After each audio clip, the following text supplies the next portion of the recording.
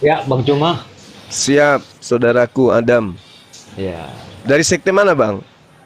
saya Kristen, Bang. Bagaimana Pak Adam kalau saya kasih topik diskusi santai bersama Bang Juma? Iya, Boleh ya? baik, baik, boleh, boleh. Oke, makasih. Kira-kira apa ya Bang? Menurut Abang ada usulan?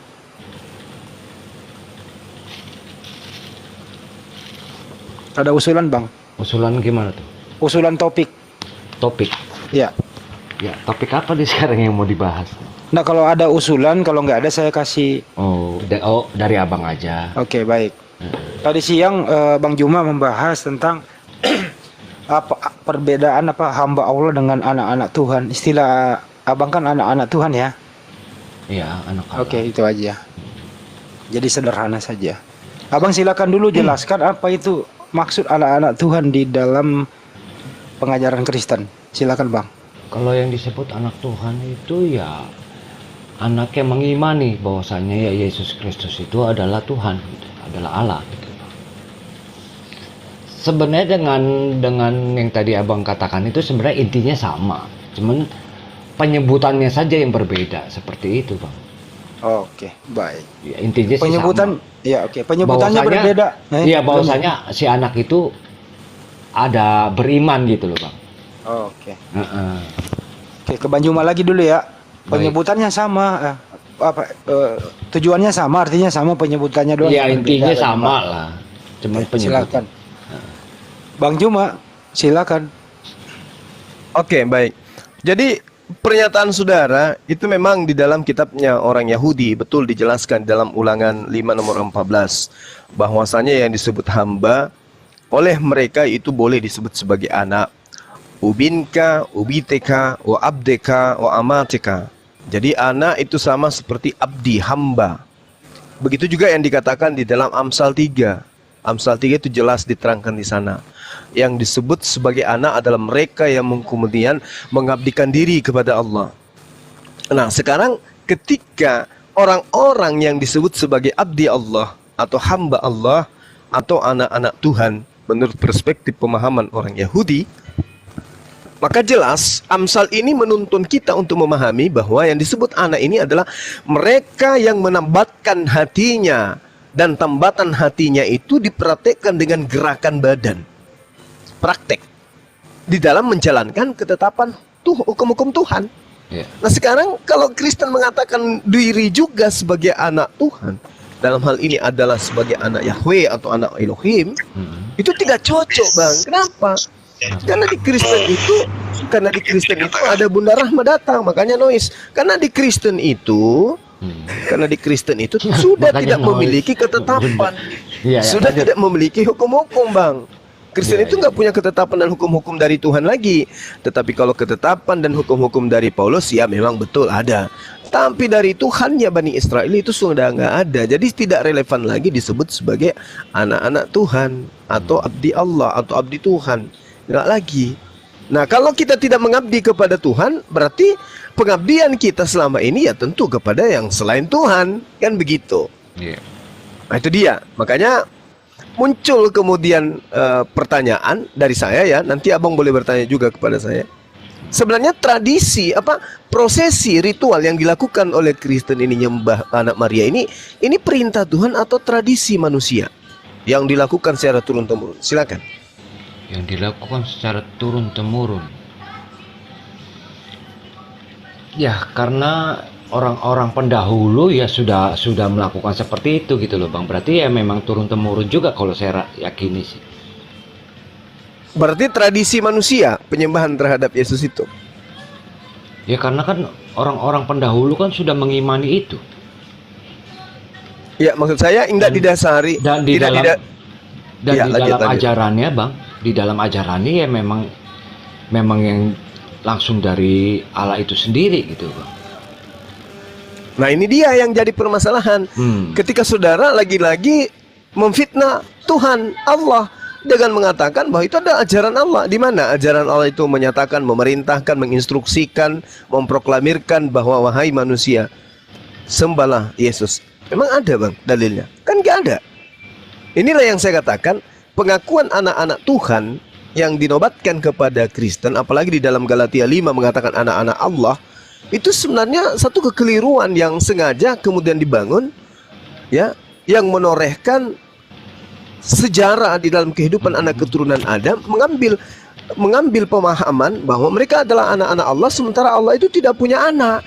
Dan kalau dipaksakan anak-anak Allah yang dimaksud di sini adalah anak Elohim, anak Tuhan yang datang kepada Bani Israel, maka ada syarat, yaitu mereka yang tekun, menambatkan diri, setia, mengasihi Tuhan dengan menjalankan segala ketetapan yang datang kepada Nabi Musa. Nah sekarang permasalahannya Kristen tidak ada di situ. Iya. Kristen nggak hidup di bawah hukum Taurat. Nah ini dia. Jadi anak-anak apa ini sebenarnya teman-teman Kristen Jadi ini? baiklah begitu, Bang. Silakan. Silakan. Seperti yang saya katakan ini, bahwasanya firman yang berinkarnasi menjadi manusia, dia sudah menyatakan, dan dia yang membawa kemuliaan akan Allah Bapa, bahwa dia menyatakan, marilah ikut saya, ikutlah aku, ikutilah aku, akulah jalan kebenaran dan hidup. Yang kami itu, yang kami sebenarnya kami sembah itu, yaitu ya namanya yang berkuasa, karena dia membawa nama kemuliaan atas Allah Bapa, yaitu yang diutus dan yang mengutus dalam satu nama. Seperti itu, Bang Juma. Iya, saudaraku, kalau perintah ikutilah aku, satu-satunya manusia yang lebih awal diperintahkan secara oknum pribadi untuk ikut kepada Yesus itu adalah Filipus. Di dalam kitab saudara Yohanes 1 nomor 43 ya kalau nggak salah, situ jelas, Filipus ikutlah denganku. Artinya yang paham, yang tahu tentang karakteristik dari pengajaran Yesus itu adalah Filipus. Nah sekarang adakah informasi bahwa Filipus itu Kristen, Filipus itu yang mendirikan Kristen, Filipus itu yang memberikan contoh kemudian untuk mempertuhankan Yesus? Karena saudara tadi mengatakan ini adalah perintah Tuhan. Mana perintah Tuhannya agar menyembah kepada Yesus? Kan nggak ada. Artinya kalau praktek ya yang dilakukan Kristen ini tidak berdasar terhadap perintah Tuhan, berarti tradisi manusia. Kalau tradisi manusia berarti bukan anak-anak Elohim berdasarkan Amsal 3. Karena yang disebut sebagai anak Elohim adalah mereka yang tidak menolak didikan Tuhan. Sedangkan Kristen ini adalah agama yang diasaskan dari perintah Paulus, pengabaran Paulus, pengajaran Paulus, doktrin Paulus, bahwasanya kita telah dimerdekakan dari aturan dan dibebaskan dari kuk penghambaan. Galatia 5 nomor 1. Berarti agama Kristen adalah agama yang bebas, mau ngapain aja. Makanya saya katakan bahwasanya Kristen ini adalah sebuah sekte, satu pengajaran yang tidak berdasarkan atas perintah Tuhan, tetapi melakukan satu ritual. Jadi Kristen tidak tertulis tapi mereka lakukan. Berbeda dengan orang Yahudi, tertulis tapi tidak dilakukan. Kristen tidak tertulis tapi mereka lakukan. Contoh nyembah Yesus, itu tidak tertulis tapi dilakukan. Nah inilah yang ingin kita bahas, Bang. Kenapa orang-orang Kristen itu disebut sebagai anak Tuhan? Tuhan yang mana punya anak sebagai orang yang kemudian tidak mentaati perintahnya? Sedangkan Yesus mengatakan, lanjut Bang, lanjut. Silakan. Yesus mengaku, aku diutus hanya kepada domba yang hilang dari Israel. Anda bukan domba, Anda bukan yang hilang, dan Anda juga bukan Bani Israel. Jadi pengakuan sebagai anak-anak Tuhan itu nggak cocok, nggak pas. Jadi gitu apa yang dikatakan oleh Tuhan Yesus Kristus itu, ya sebagian ada juga kiasan juga, Bang. Dalam arti pengertian itu memang kita harus renungkan itu apa yang diucapkan atau apa yang difirmankan itu kita memang harus renungkan, Bang. Nggak begitu juga semesti harus kita baca begitu, di situ kita menilai, tidak seperti itu, Bang. Jadi kita harus merenungkan, karena ini dalam perkataan Yesus itu bukan selalu pasti ada kayak seperti intelektual, pembicaraan itu seperti kayak macam gimana gitu ya, Bang. Penuh dengan maknanya gitu loh, Bang. Artinya ada di balik perkataan atau firman Yesus, pengertiannya ada gitu. Makanya kita selalu kalau bila mana membaca Alkitab, kita harus menggunakan hikmat kita gitu, Bang. Nah seperti itu. Tidak semata-mata langsung membaca, oh menilai poinnya seperti ini. Tidak seperti itu, Bang.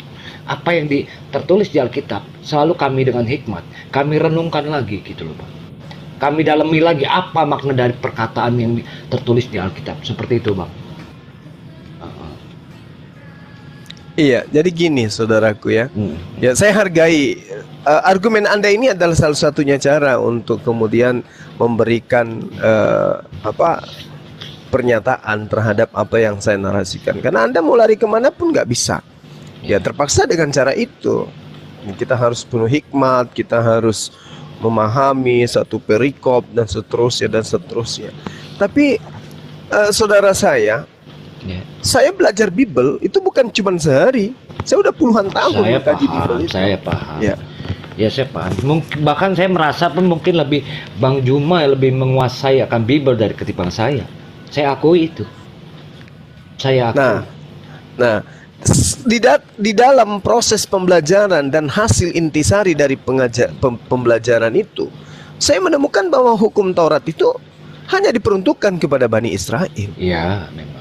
Nah, itu dia.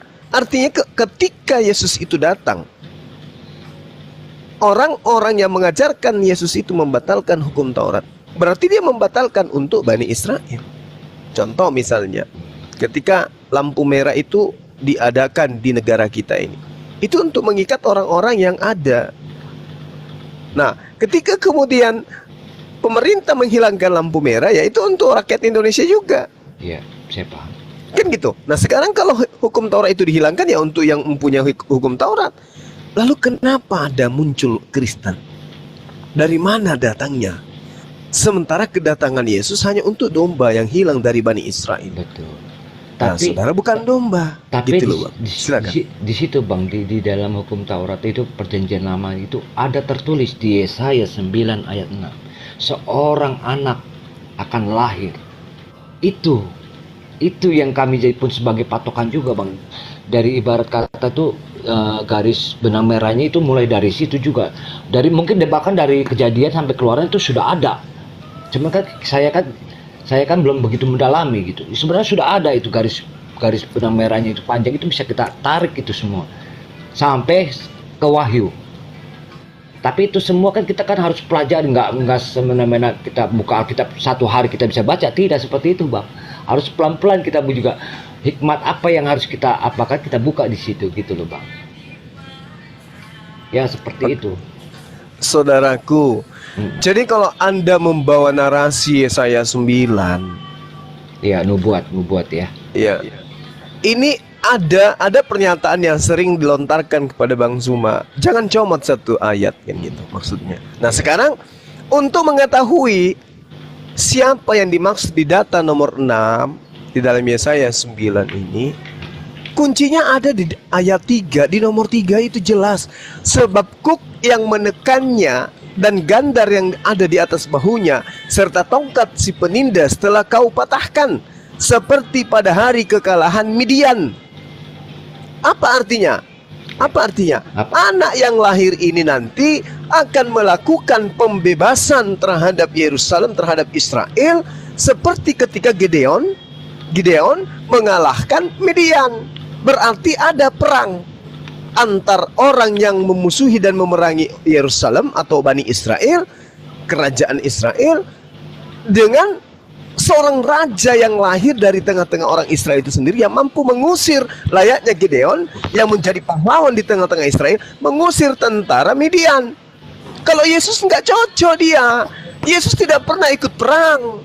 Yesus tidak pernah membebaskan Bani Israel dari penindasan. Sekiranya ketika Yesus itu datang, Bani Israel dibebaskan dari pendudukan daripada kekaisaran Romawi terhadap tanah Yudea, tanah Israel, boleh Anda menggunakan Yesaya 9. Tapi faktanya kan tidak. Yang ada justru Yesus yang dibinasakan oleh Romawi.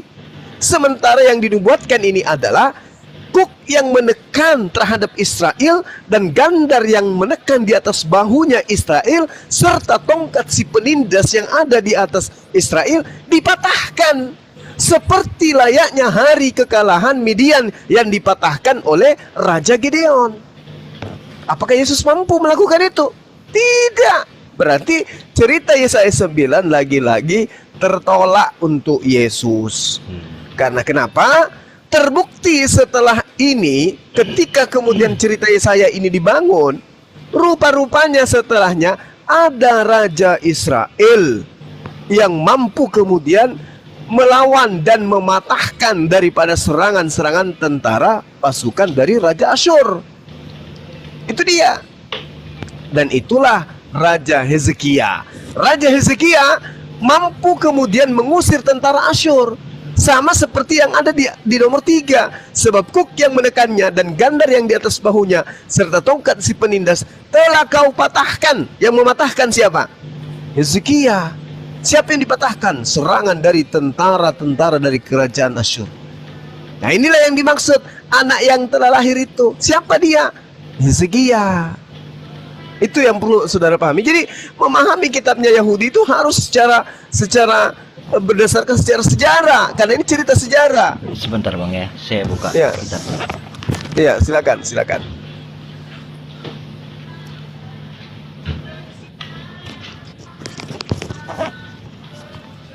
Kalau tadi Bang Juma katakan bahwasanya Hezekia itu yang memang itu untuk dibuatkan untuk Hezekia. Tapi ini disebutkan sebagai Allah yang perkasa loh Bang. Yes, betul. Dalil ada ini, biar nanti kita buka dulu ya. Iya, betul. Saya Ya. paham betul. Jadi orang-orang menyebutkan namanya, disebutkan Ya.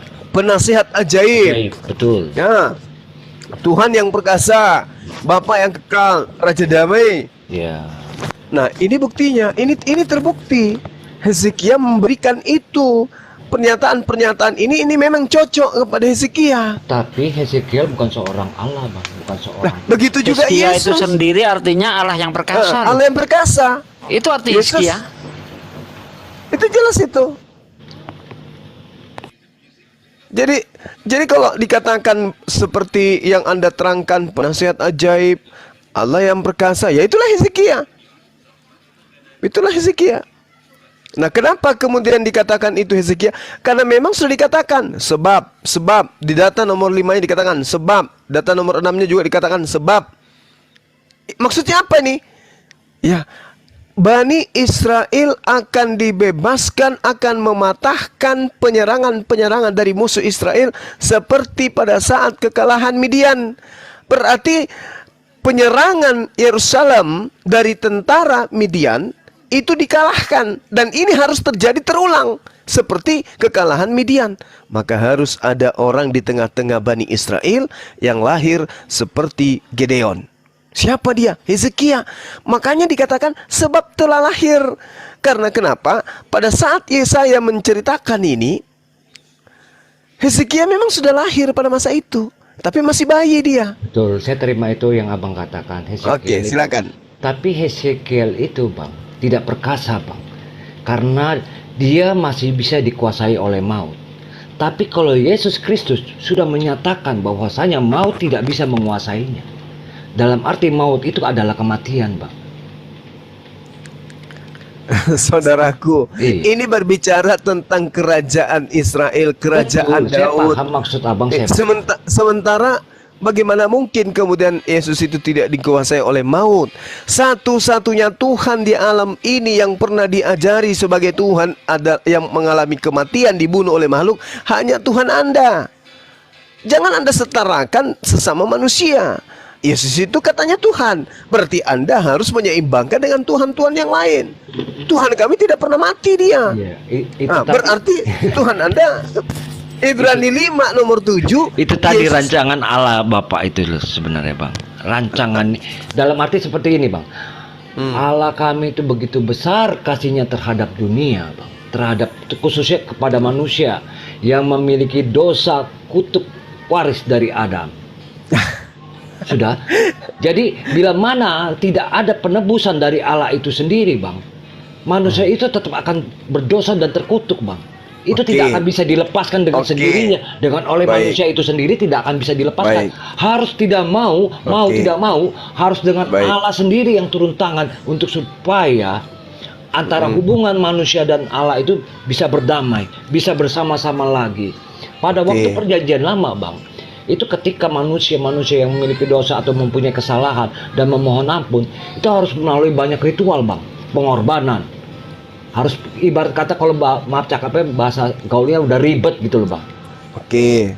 Tapi Baik. setelah Yesus ya menebus atau menggenapi hukum Taurat, semua itu digenapkan oleh Yesus, dan Yesus menebus dan menghapus semua dosa-dosa dan kutukan. Sekarang tinggal kita bersimpuh Bang, bila mana kita merasakan ada dosa, ada kesalahan, kita tinggal bersimpuh, merendahkan hati kita, memohon ampun, itu saya jamin pasti, saya yakin akan diampuni. Oke. Karena itu tadi, karena Yesus Kristuslah yang sudah menebus dan menghapus dosa-dosa kita. Begitu saja Bang. Oke, baik.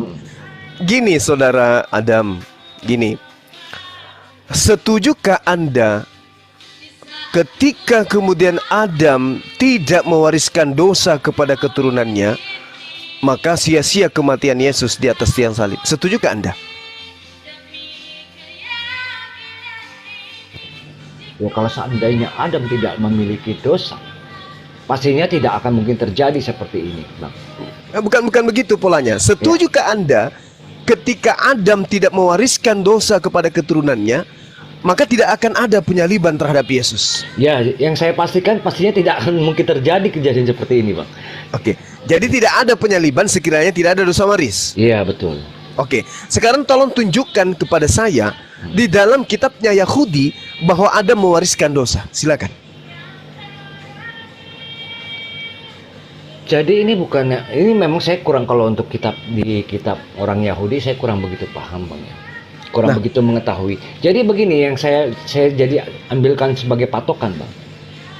Ketika Adam sudah dipesankan oleh Allah atau sudah diberitahukan bahwasannya kamu boleh memakan apa yang kamu suka selain satu ini, dalam satu pohon ini, buah ini, jangan kamu sentuh ataupun jangan kamu makan. Bila Iya, mana, itu kita tahu. Kita Ya, udah tamat. ya, kita udah pastinya kan, ya, kita udah pastinya. tamat itu. Nah, di Ya, situ, sekarang, Bang. sekarang permasalahannya adalah ini masalah dosa yang diwariskan. Kalau dosa yang diwariskan itu ternyata nggak ada, maka nggak ada penyaliban. Nah sekarang kalau karena ada penyaliban, tentu ada dosa waris. Karena penyaliban sudah terlanjur ada. Nah sekarang mari kita buktikan di mana dosa waris itu tertulis di dalam kitabnya orang Yahudi. Memang kurasa tidak ada ya Bang. Nah tidak ada. Jadi berarti begini. berarti penyaliban ini hanya rekayasa. Jadi begini Bang. Iya silakan. Pada awal ya kan, ciptaan manusia ciptaan pertama ini yaitu Adam itu kan bersama-sama dengan Allah. Sudah.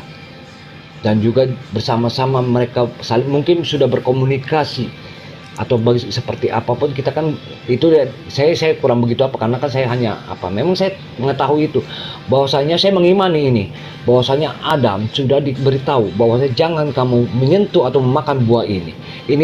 Ini buah pengetahuan, ini tidak boleh kamu sentuh atau kamu makan. Tetapi karena Hawa terpengaruh oleh iblis, memang iblis memang sudah biang keroknya bahwasanya dia menghasut Hawa untuk supaya agar bisa memakan buah itu, dan diberikannya lagi kepada Adam.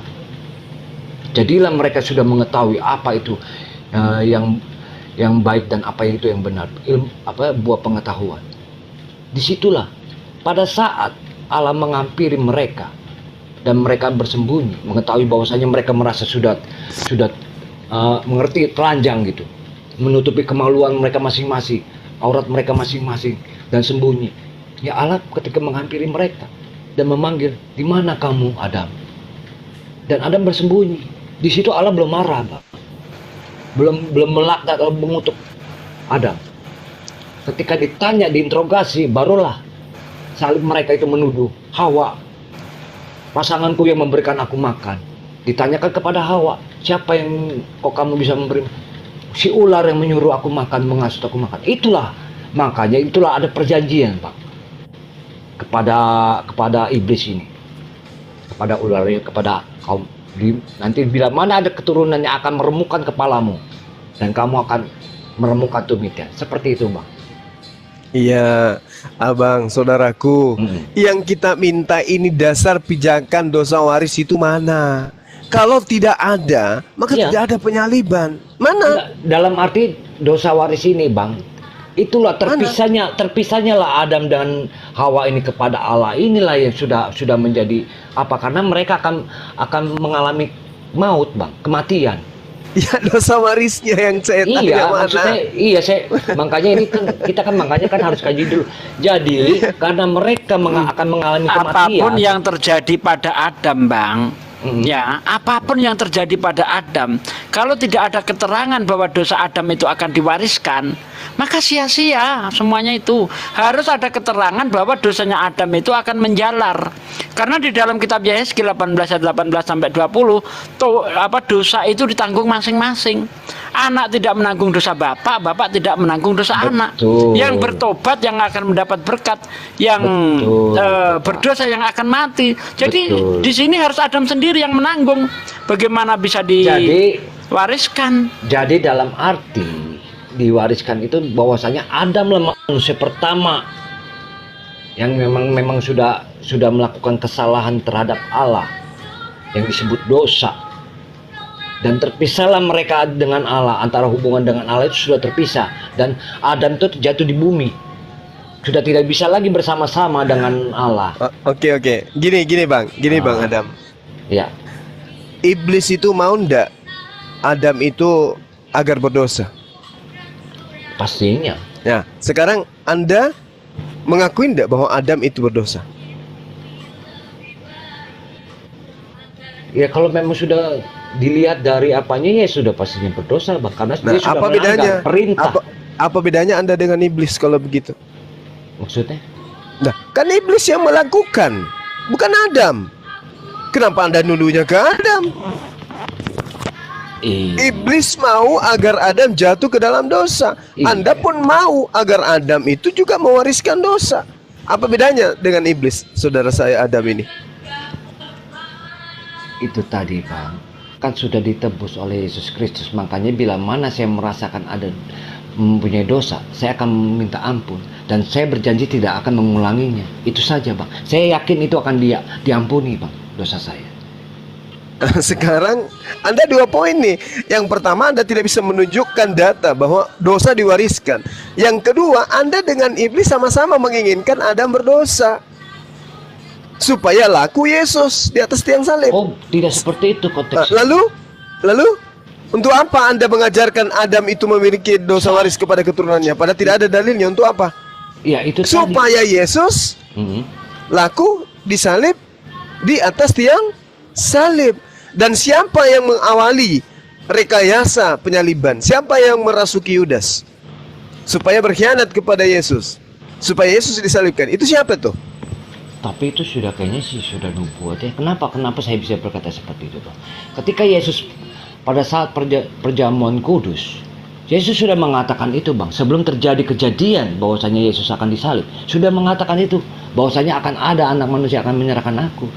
Dan seperti Petrus akan menyangkal aku 3 kali sebelum ayam berkokok. Itu sudah dinyatakan, Bang, oleh Yesus Kristus, karena dia sudah tahu. Gitu loh. Makanya ini kedatangan Yesus Kristus itu tidak menyombongkan diri, Bang, malah merendahkan diri. Tidak menyangka bahwa saya tahu.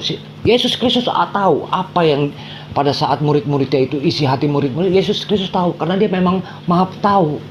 Jadi kita nggak bisa memvonis bahwasanya Yesus ini harus membuktikan keilahiannya. Tidak, memang jalurnya memang seperti itu, Bang. Dan memang harus dijalankan seperti itu. Yesus disebut utusan, setuju saya. Memang utusan. Yesus disebut anak Allah, setuju saya juga, karena memang disebutkan oleh murid-muridnya bahwasanya engkau Mesias, anak Allah. Tapi Yesus menyatakan dirinya anak manusia, Bang. Dia tidak menyatakan dirinya anak Allah atau memang dari tidak, anak manusia. Di Alkitab itu dinyatakan Yesus menyatakan dirinya anak Allah, anak manusia, bukan anak Allah. Tapi murid-muridnya yang menyatakan dia itu Mesias, anak Allah. Memang berasal dari Allah. Begitu, Bang. Ya, jadi apapun yang dinarasikan oleh Anda hari ini, saat ini, kalau Anda tidak bisa membuktikan Anda mewariskan dosa, ya percuma.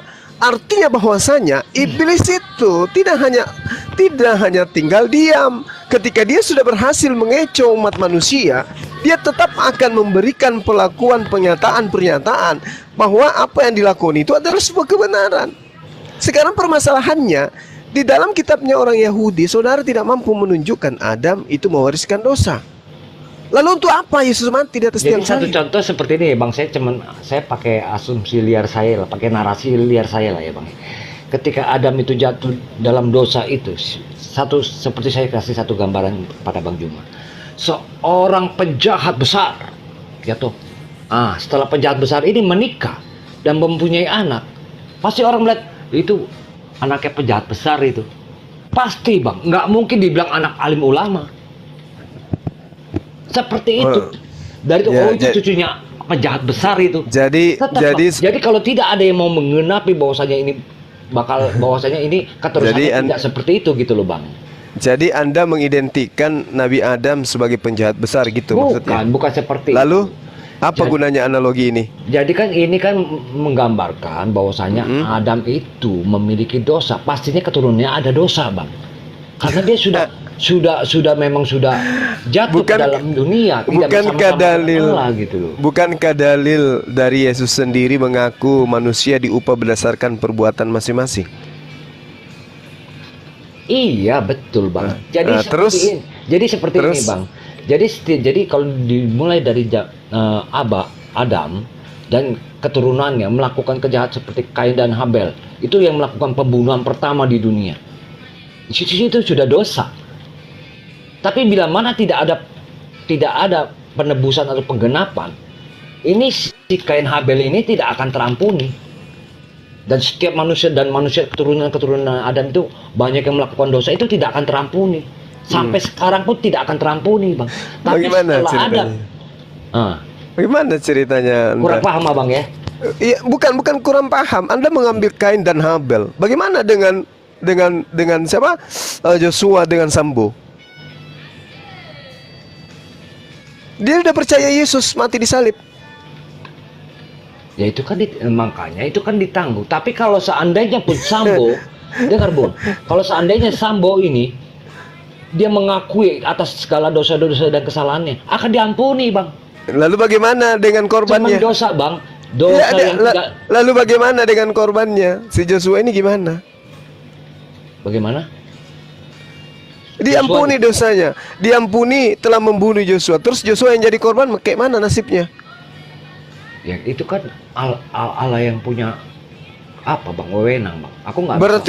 Berarti dengan kata lain, Kristen ini bebas membunuh. Yang penting dia percaya Yesus itu mati di salib. Tidak seperti itu, Bang. Lalu apa yang Anda narasikan dengan Sambo tadi? Kalau dia bertobat, Ya, dia mengakuinya. Habis bunuh tobat gitu ya. Iya. Oh, tidak seperti itu. Lalu? Kalau seandainya nih, dia setelah sudah membunuh, dia meminta mengakui kesalahan dan dosa-dosanya, meminta ampun. Iya. Atau sudah itu dia berbuat lagi, itu ya pastinya ya tetap ada hitungannya juga, Bang. Nggak mungkin enggak. Tetap ada perhitungannya ada, karena itu Allah dia. kami adil gitu loh, Bang. Lalu untuk apa? Untuk apa Yesus mati di atas tiang salib kalau begitu? Ya itu tadi, Bang, untuk Kan masih ada kemudian ini masih ada perhitungannya ternyata. Dan masih juga disuruh bertobat. ya kalau seandainya ini sekarang kan Sambo kan melakukan baru pertama kali, Bang. Jadi kalau kedua kalinya Ya itu lain lagi hitungannya, Bang. ada Pastinya dalilnya? Ada dalilnya? Dalilnya nggak ada. Saya mengimani seperti itu. Saya kasih dalil. Saya kasih dalil 1 Yohanes 2 nomor 1 sampai 2. Ketika orang Kristen itu melakukan dosa, maka ada Yesus sebagai pendamai dosa itu. Jadi boleh mau 5 kali, mau 10 kali ada Yesus tidak sebagai seperti pendamai. itu. Konteksnya tidak seperti itu, Bang. Lah, kok Anda yang mengatur Itu sementara kitab Anda menyatakan itu? Maksudnya cukup sekali, Bang, Loh, mengakui kesalahan dan dosa. Tapi kalau diulang lagi ya tetap ada. Itu naluri kemanusiaan Upaya Abang, tetap tapi ada. tidak ada dalil. Itu asumsi. Karena kan kamu kan sudah meminta ampun dan berjanji tidak mau mengulangi lagi. Tapi kamu ulangin lagi. Berarti Ya. kamu itu bukannya berarti itu kamu tuh orang. Iya, sia-sia Yesus kalau begitu. Artinya lebih baik orang-orang ini bertobat karena memang aturannya bertobat. Yesaya 18 yang dibaca tadi Akhi Sugi itu udah benar itu. Perintah Yesus malah bertobat. Bukan malah mengimani mati di salib. Makanya tadi Anda tidak bisa menemukan data bahwa Adam itu mewariskan dosa waris, sehingga dia harus ada yang menjadi penebusnya di atas tiang salib. kita minta datanya. Mana datanya Adam mewariskan dosa? Nggak ada datanya. Berarti penyaliban itu sia-sia. Dan Bang. memang bukan gimana? Bang Juma paham nggak kira-kira yang saya utarakan tadi? Bahwasanya Adam ketika memiliki dosa dan jatuh ke dunia ini, Bang. Dan keturunan-keturunan ini bila mana melakukan kesalahan atau dosa-dosa, bila tidak ditebus atau digenapkan oleh Yesus Kristus, itu dosa itu tidak akan bisa hilang, Bang, tidak akan bisa terampuni, Bang. Walaupun Ilmu dari mana ini? Ilmu dari mana? Walaupun ilmu dari keluarin mana? tai sapi keluarin. bukan Ilmu seperti dari itu. mana? Karena kan pada saat Adam turun jatuh ke dunia, itu hubungan antara manusia dan Allah itu sudah ada batasnya, Bang. Nggak bisa langsung. Nah, ini juga asumsi. Itu juga asumsi Anda. Itu jelas asumsi Anda juga itu. Itu tidak ada data juga itu. Sekarang Anda membawa narasi Adam berdosa, keturunan berdosa. Mana dalilnya, Bang? Kita butuh dalil. Ya kalau seandainya Adam tidak dosa, tidak mungkin dicampakkan ke dunia, Bang. Kita butuh dalil. Bukan dicampakkan di dunia. Adam dicipta itu memang peruntukan untuk di dunia. Baca Kejadian 1 nomor 26. Inilah yang saya katakan. Kalau saudara tidak mampu menunjukkan dalil dari kitabnya orang Yahudi sebagai pembawa kabar pertama tentang Adam, maka ya Anda bukan anak-anak Tuhan. Karena tidak berdasarkan terhadap pengakuan Tuhan. Begitu ya. Iyalah, karena Yesus itu dipersembahkan bukan kepada Tuhannya Bani Israel. Karena Tuhannya Bani Israel tidak pernah minta persembahan darah manusia. Ya itu pandangan Bang Juma ya. Bukan. Yang meminta darah manusia itu Dewa Molok. Makanya saya katakan, ya mohon maaf ini, Anda hanya layak disebut sebagai anak-anak Molok, bukan anak-anak Tuhan, apalagi anak-anak Allah. Karena yang meminta darah manusia sebagai persembahan itu hanya Dewa Molok. Baca kitab saudara yang Anda gunakan di Imamat 10 itu ada nomor 6. Jelas itu. Dalam arti maksud Gitu, Bang. saya seperti ini, Bang Juma. Gimana? Ketika keturunan Adam itu lahir, itu dia nggak langsung berdosa, Bang. Bukan seperti itu. Dalam arti itu ketika keturunan Adam lahir, tapi dia melakukan kesalahan atau dosa. Tak seperti yang pada saat Kain dan Habel itu saling membunuh. Nah itu si Kain ini sudah memiliki dosa dia. Tapi bila mana tidak digenapi, dia akan tetap berdosa, Bang. Sampai seperti apapun tetap akan berdosa. Dan itu tidak akan bisa terampuni gitu loh, Bang. Paham, Bang? Maksudnya gimana, Bang? Maksudnya gimana? Jadi menurut saudara, manusia lahir itu sudah bawa dosa? Belum. Nah berarti nggak ada dosa waris kalau begitu. Pastinya kan manusia kan akan memiliki kesalahan, Bang. Itu harus Iya. diimani, Bang. Jadi dosa apa yang ditebus Yesus di atas tiang salib? Kalau bayi lahir tidak bawa dosa. Ya, namanya manusia pasti akan melakukan kesalahan. Bang, dosa utang piutang gitu. Nah, Yang saya- utang piutang tidak dibayar itu dosa. Dosa, Bang Juma. Dosa itu, Bang Juma. Itu harus dibayar. Ya, jadi kalau Kali dari percaya pihak kepada pengutangnya itu mengikhlaskan itu udah selesai gitu loh, Bang. Jadi kalau percaya kepada penyaliban, utang kita itu terhapus. Dalam arti utang apa nih? Ya tadi katanya utang piutang. Ya, ini kan perumpamaan. Bang Adam, Jangan jangan melebar, Bang Adam, jangan melebar, jangan keluar dari Alkitab. Biarin dulu, Bang. Bang Adam, ya, Bang. jangan terlalu, kau nggak bisa jauh ya udah gitu. Iya. Nah, turun aja. Sebenarnya sedikit ya. Sebenarnya Adam diusir dari surga bukan karena dosa, tapi karena Tuhan nggak mau disaingi. Coba lihat di dalam kitab Kejadian 3 ayat 22 dan seterusnya itu. Itu kan jelas sekali, sesungguhnya manusia telah menjadi salah satu dari kita, mengerti baik dan buruk, maka jangan lagi tangannya dibiarkan untuk mengulurkan kepada buah yang berisi berisi kehidupan kekal. Itu sebenarnya bukan karena dosa dia, karena Tuhan tidak mau perintah disaingi. loh, Pak Sugi, melanggar perintah, Pak Sugi. Dosa Kalau itu apa ada- sih Pak Sugi? Bentar sedikit ya. Kalau Anda bilang melanggar perintah, Dosa saya apa? pertanyaan bentar Bang. Pertanyaan Artinya? saya, ketika Adam diperintah untuk dilarang untuk makan buah itu, Adam sudah mengerti baik dan buruk atau belum? Belum. Udah. Udah gimana orang pengertian baik dan buruk ada di buah itu? Kalau dia mengerti baik dan buruk tentu tidak telanjang dong. Dia udah telanjang kan bukan berarti buruk. Wah, Siapa bilang telanjang itu buruk? Bang, Emang kalau kamu dia telanjang itu itu sudah buruk? mengerti baik dan buruk, Bang, dia tentu Saya dia tanya, itu punya kamu buruk malu, nggak Bang. telanjang? Ya ampun nih orang jadi. Ampun dah. Ya, Ya, ampun kalau deh. Adam tidak makan Masa buah kamu itu, buruk sih Bang. telanjang? Gantian. Kalau Adam tidak makan buah itu, maka kedudukan manusia itu seperti monyet. Tidak pakai baju kemana-mana, apakah itu baik? Itu Baik, kan begitu. dia dibungkus sama kekudusan Tuhan. Mana di ayat mana dibungkus kekudusan di ayat mana? Waktu dia setelah makan, Saya tanya ayat dulu. terbukalah mata mereka, kekudusannya hilang. Aduh, cuma ngayal doang. Bukan Mana ayatnya? ngayal tuh, Jangan. Bang.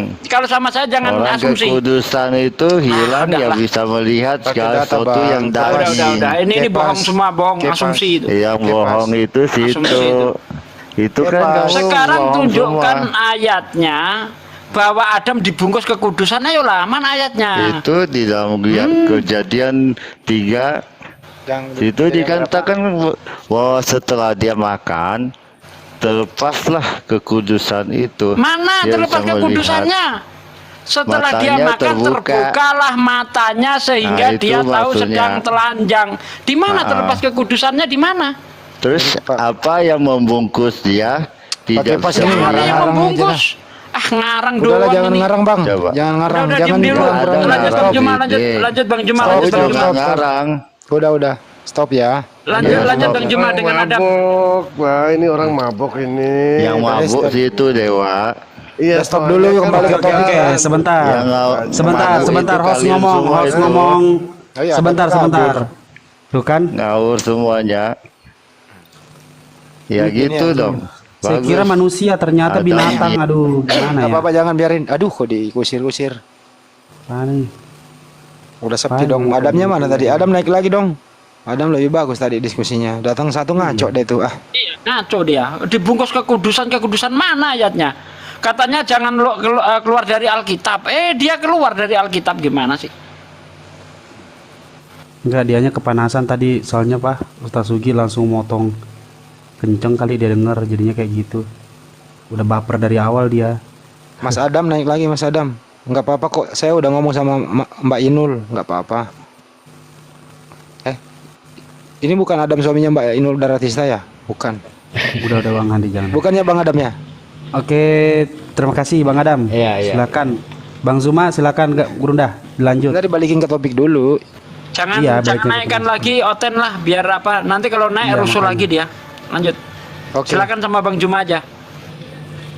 Iya, baik. Jadi itu tadi Bang, kalau tidak ada data bahwa ada mewariskan dosa, ya kita nggak bisa memaksakan itu. Artinya penyaliban itu hanya rekayasa.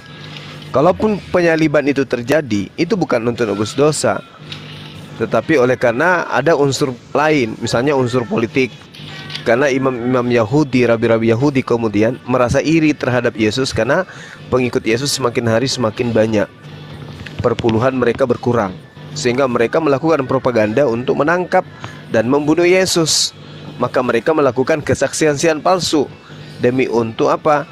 Demi untuk supaya Yesus ini ditangkap dan kemudian pengikut daripada Yesus itu kembali kepada mereka, para rabi dan imam-imam Yahudi. Nah, kenapa demikian? Karena saudara tidak bisa menunjukkan data itu. Lalu kemudian tadi saudara Adam mengakui bahwa anak lahir tidak membawa dosa, tetapi kemudian manusia cenderung kepada melakukan kesalahan. Nah, Yesus datang untuk nebus ke itu. Nebus yang mana? Kalau anak dilahirkan tidak bawa dosa dari Adam, lalu dia mati, nebus dosa apa gitu loh Bang? Ternyata anak-anak ini tidak mewarisi dosa. Lalu untuk apa Yesus mati di atas tiang salib? Coba Anda jawab ini dulu. Silakan.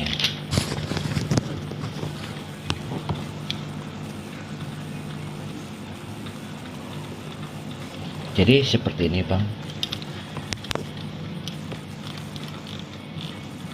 Saya bacakan Matius ya Bang ya. Silakan. Matius 17. 6 hari kemudian Yesus membawa Petrus, Yakobus, dan Yohanes saudaranya dan bersama-sama. Suaranya Mas Adam gedein lagi dong kayak tadi. 6 hari kemudian Yesus membawa Petrus, Yakobus, dan Yohanes saudaranya bersama-sama dengan mereka.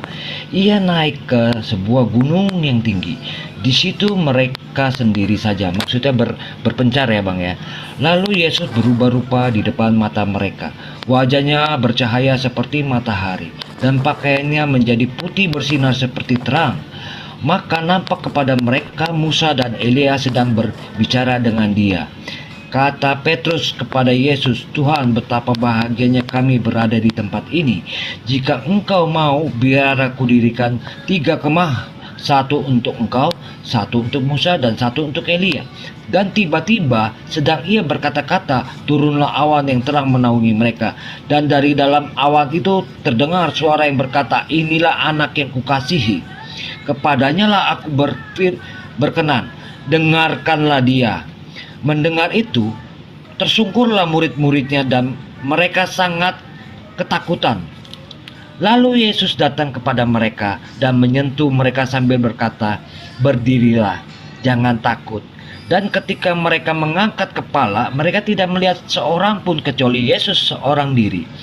Pada waktu mereka turun dari gunung, ini Bang ya, intinya ya, Yesus berpesan kepada mereka, "Jangan kamu ceritakan penglihatan itu kepada seorang pun sebelum Anak Manusia dibangkitkan dari antara orang mati."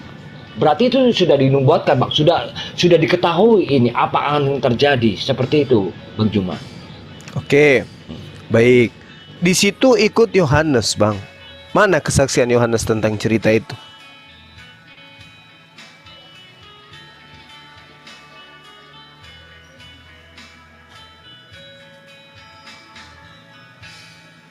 Mana kesaksian Yohanes, Bang, tentang cerita yang Anda bangun tadi? Ya mungkin ini Matius pun. Kan Matius tidak ikut ke sana kan? Yang ikut ke sana kan Yohanes. Mana kesaksian? Kalau ini cerita-cerita betul, mana kesaksian Yohanes? Ya entah itu Petrus bercerita kepada Matius atau Yakobus, kita juga tidak apa juga. Yang kita tanya Yohanesnya. Yohanes kan nulis kitab tuh. Mana cerita Yohanes tentang cerita tadi? Padahal cerita ini adalah cerita yang sangat luar biasa. Bahkan perintahnya ceritakan setelah bangkit dari hari ketiga. Mana cerita Yohanes tentang hal ini kalau ini betul ada? Oh, Yohanes ini saudaranya Yakobus, bukannya penulis apa ini Bang? Bukan penulis kitab Injil ini. Saudaranya Yakobus. Yang nulis kitab Yohanes ini siapa? Ya kan Yohanes kan bukan satu nama aja Bang. Yohanes Iya, Pembaptis pun ada. Bukan anaknya Nikodemus. Ya bukan, ini saudaranya Yakobus. Yohanes saudaranya Yakobus, dinyatakan di sini ya, dinyatakan di sini membawa Petrus, Yakobus, dan Yohanes saudaranya. Maksudnya saudaranya Yakobus. Saudaranya Yakobus? Iya, pasti Yakobus ada punya saudara yang bernama Yohanes juga. Jadi Akhi Sugi, Yakobus ini bukan anaknya Yesus. Hah? Yesus itu anu Justus. Ya? Bukan Bang. Bukan. Justus, bukan. Sorry, bukan anaknya Yesus. Anaknya Maria. Anaknya Maria, Saudaranya Yesus. Maria Magdalena. iya. Saudaranya Yesus maksudnya di sini.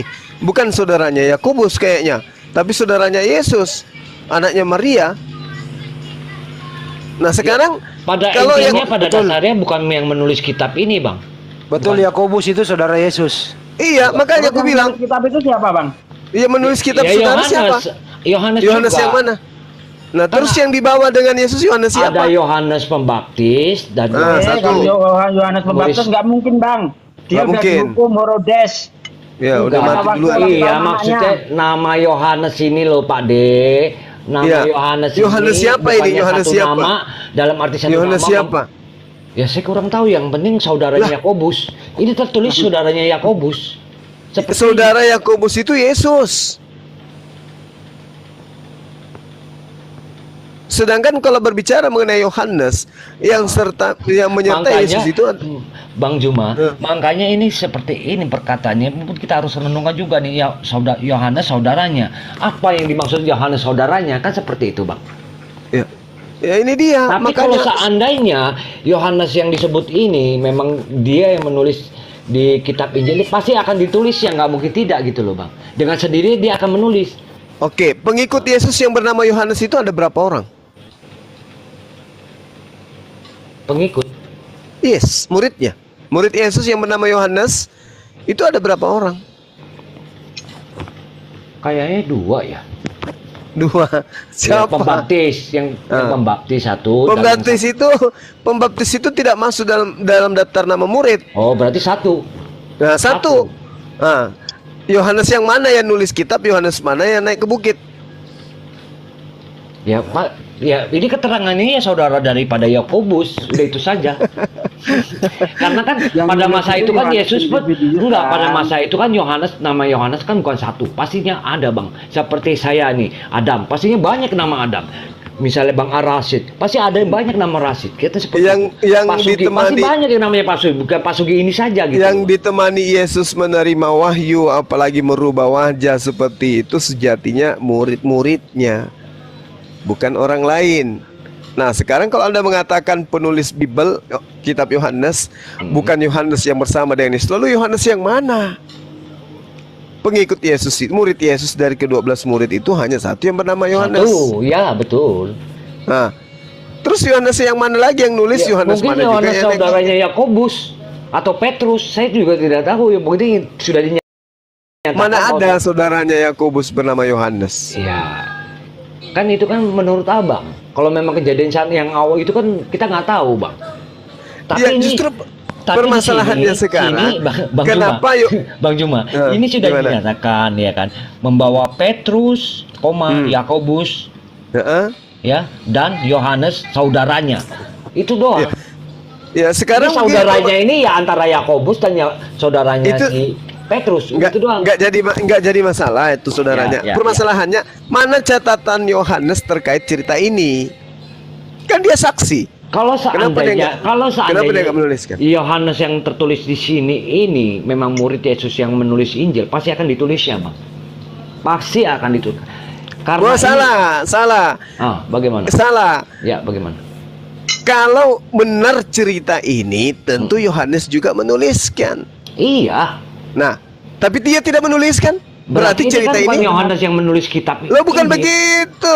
Karena murid Yesus itu cuma 1 yang bernama Yohanes. Iya, pada dasarnya kan ketika Yesus mengajak Petrus dan Yakobus, mungkin Yakobus ada saudaranya yang mengikuti, ayo ikut sekalian, yang namanya Yohanes. Kita nggak bisa misalnya harus berpatokan, oh Yohanes itu harusnya murid Yesus, tidak seperti itu, Bang. Karena kan satu nama ini kan bukannya 1, pastinya banyak, seperti Bang Juma. Pasti ada yang namanya Bang Juma di lain tempat ada. Seperti itu. Meskipun demikian adanya, taruhlah itu bukan Yohanes, Iya. murid Yesus. Bukan Yohanes Tetapi pencatat Injil lah ya. Tapi pasti sebagai penulis Bible pasti juga menerima cerita ini. Tapi mana dia tuliskan? Tidak ada. Ya mungkin pada saat kejadian ini diceritakan sama Matius. Enggak diceritakan ke Yohanes. Oleh Petrus ya kan banyak murid Yesus, Pak. Iya, enggak diceritakan ke Nggak Yohanes satu, gitu. kecuali murid Yesus 1, pastinya harus ke satu sumber, nggak mungkin kepindah-pindah sumber. Kan ceritanya jangan kau ceritakan kepada siapapun Ya. sebelum aku bangkit. Nah, artinya setelah bangkit, ya ceritakanlah. Nah, Yohanes ini menceritakan kepada siapa? Apanya tuh? Ya cerita tentang cerita yang Anda bangun tadi tuh. Ya saya tidak membangun cerita, Bang. Saya hanya membacakan bahwasanya Iya. membawa Maksudnya Petrus, Yakobus dan Yohanes saudaranya. Berarti itu kan intinya kalau seandainya yang disebut tertulis di sini Yohanes pencatat Injil atau Alkitab, pasti akan dicatat dengan dia, Bang. Tapi karena ini Yohanes ini hanyalah saudara daripada Yakobus atau Petrus, ya kita kan follow alam, Bang. Nggak tahu juga, nggak bisa memvonis gitu loh, Bang. Karena kan nama Yohanes bukan 1, pastinya banyak. Seperti itu. Dan Abang harus meyakini juga kan di situ pada masa Yesus Kristus hidup pasti ada yang namanya Yesus juga. Kalau Kan tidak seperti itu, Bang. diketahui Betul siapa tidak? penulisnya itu setara dengan hadis palsu loh, hati-hati loh. Oh, kalau untuk hadis palsu itu sih saya rasa saya imani sih tidak. Karena ya memang kalau Injil itu adalah memang firman Begini, Tuhan Bang. ya. Bang, Ya mana kesaksian Yohanesnya mana? Ya ini kan bukan Yohanes yang menuliskan di Alkitab, Iya. bukan Injil. Saya tahu. Yuk penulis kitab Anda, kitab Yohanes mana Ya catatannya tentang mungkin cerita ini? Petrus ataupun Yakobus yang menceritakan kejadian ini kepada Matius dan Matius mencatatnya. Seperti itu. Iya, Yohanesnya kenapa nggak mencatat cerita ini? Ya namanya nggak mungkin lah sama-sama dicatat, nanti sama-sama di setiap murid ada yang mencatat jadi dia rancu nantinya, Bang. Nggak bisa seperti itu, Bang.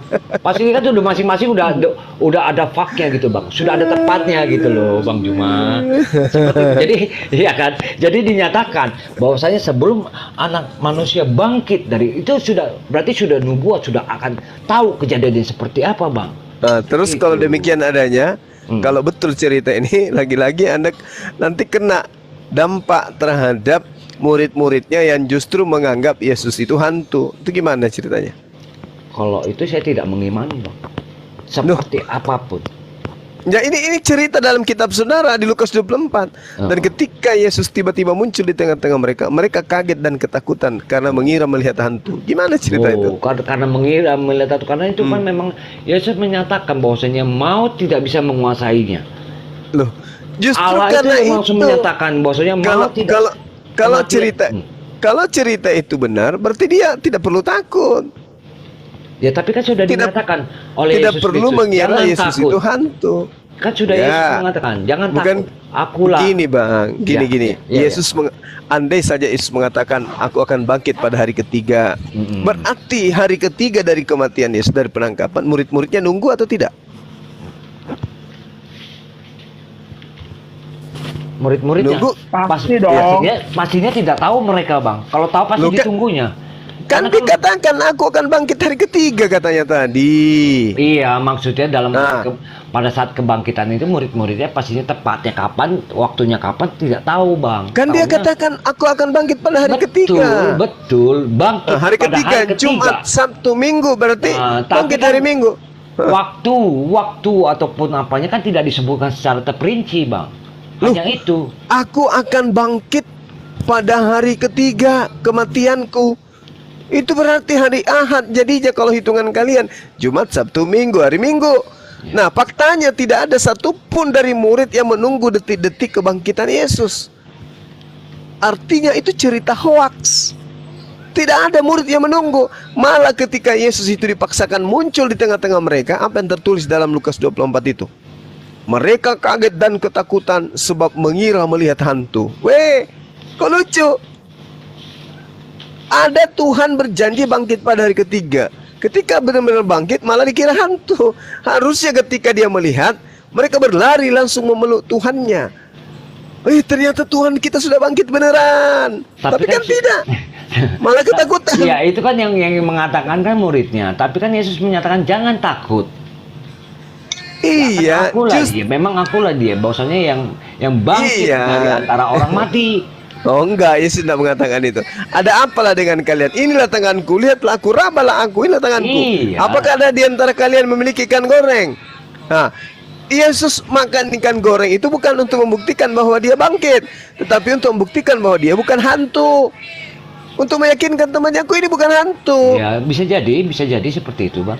Nah, itu dia bukan bisa jadi memang dalilnya kayak gitu, Bang. Iya, makan kan membuktikan menyatakan bahwasanya dia masih seperti manusia, bahwasanya dia manusia artinya ini dia bukan- tidak bisa dikuasai oleh kematian atau maut. Bukan Iya, begitu. dinyatakan seperti itu. Bukan orang-orang Dan- itu dan orang-orang itu tidak pernah dipesan aku akan bangkit pada hari ketiga, nggak pernah dipesan kayak gitu, nggak pernah.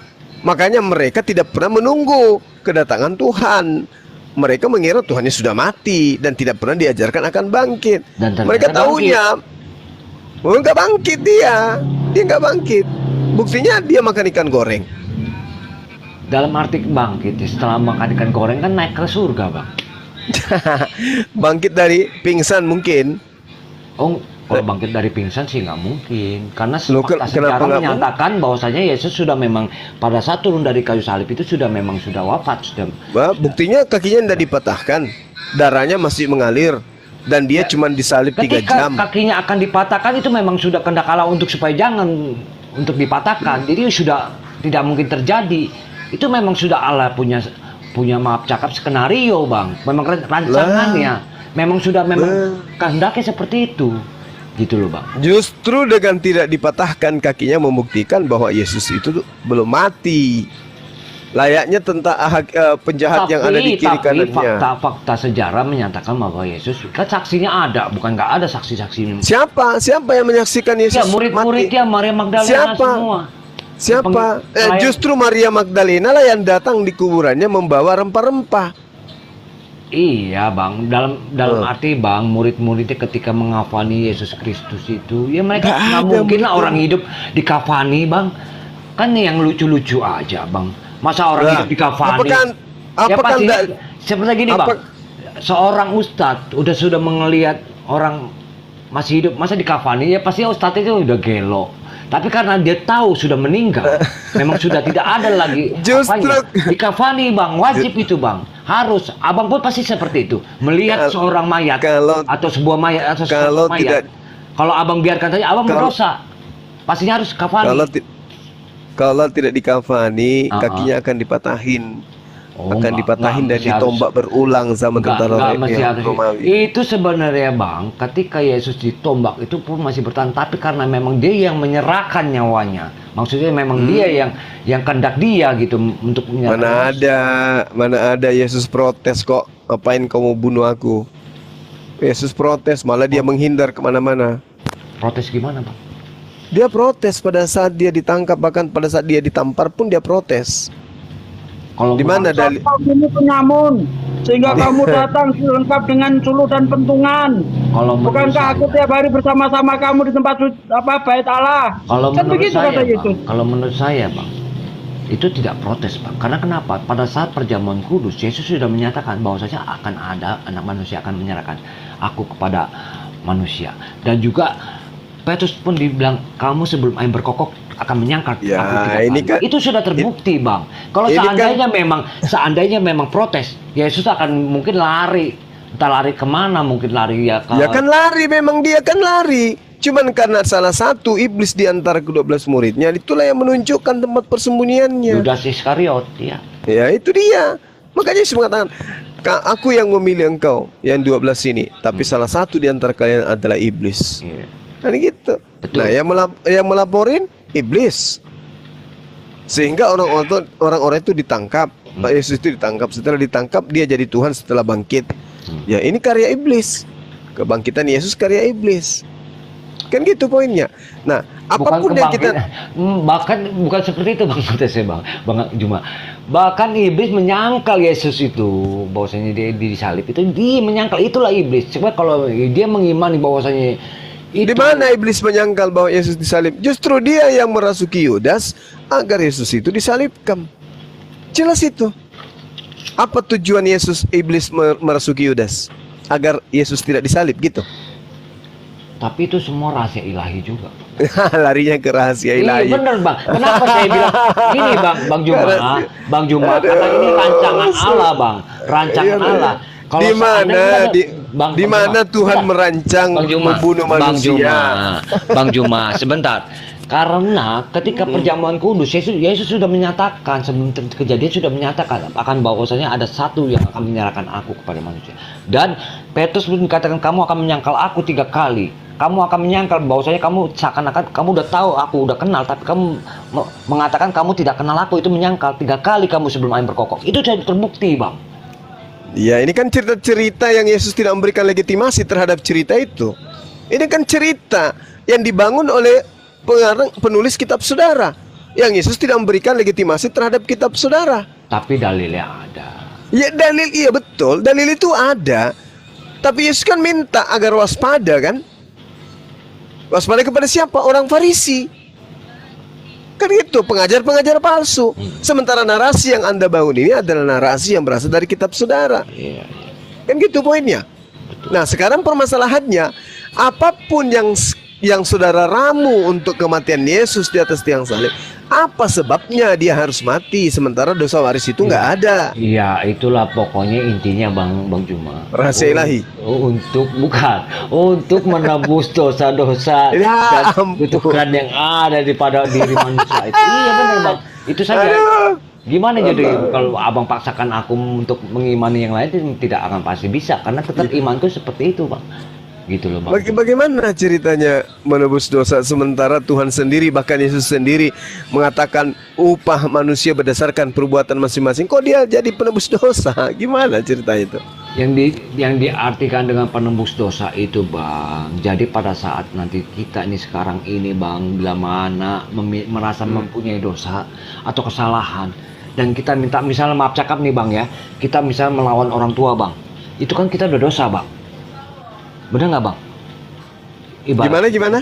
Kalau ibarat ini gambaran lah Bang, kita melawan kepada orang tua kita, berarti kan kita udah durhaka Bang, dosa berarti kan Bang? Nah, betul. Betul. Solusinya? Nah, kalau kita misalnya solusinya kita merasa menyadari kita ada dosa, kita bersimpuh merendahkan diri, mohon ampun, bahwasanya mengakui kesalahan dan dosa-dosa dan berjanji tidak akan mengulangi, akan diampuni Bang. Akan diampuni. Tapi kalau mengulangi lagi, ya tunggu dulu, pastinya ada hitungan juga seperti itu. Tapi pertama kita minta ampun, akan diampuni, akan selalu pasti diampuni. Kan sudah berjanji kamu kan bahwa saya tidak akan mengulangi lagi. Seperti satu contoh, ketika wanita yang berzina itu, Yesus kan menyatakan, barang siapa yang tidak memiliki dosa, boleh dia yang melemparkan batu. Cocok? Tapi nggak ada yang, karena manusia merasa berdosa, tidak berani untuk melemparkan batu Bang.